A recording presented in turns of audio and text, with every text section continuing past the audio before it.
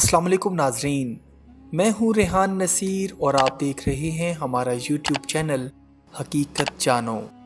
دوستو، دنیا میں ایسے کئی واقعات ہیں کہ جن کو دیکھ اور سن کر امت مسلمہ کا ایمان تازہ ہو جاتا ہے۔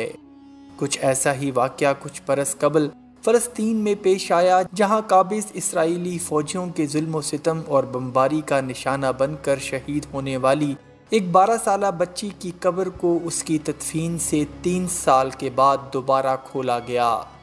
دوستو، 3 سال کے بعد اس شہید بچی کی قبر کشائی کی کہانی بھی بہت ایمان افروز ہے۔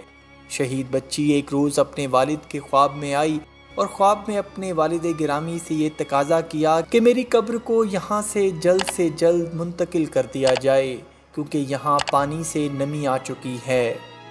شہید بچی نے ہر روز اپنے والد کے خواب میں آ کر اپنا مطالبہ دہرانا شروع کر دیا، جس پر اس کے والد پریشان ہو گئے اور انہوں نے علماء کرام سے مشورہ کیا، جس پر علماء کرام نے قبر کشائی کا مشورہ دیا۔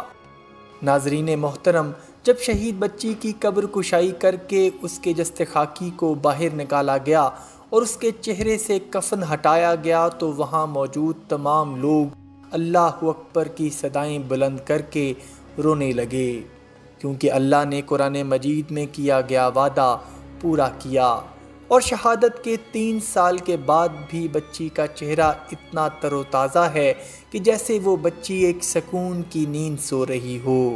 اس کے چہرے کی رنگت ایسی لگ رہی ہے کہ جیسے اس کے چہرے میں خون دوڑ رہا ہو۔ اللہ اکبر!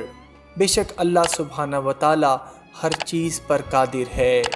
اللہ ہمیں نیک عمل کرنے کی توفیق عطا فرمائے، آمین یا رب العالمین۔ وما علینا الا البلاغ المبین۔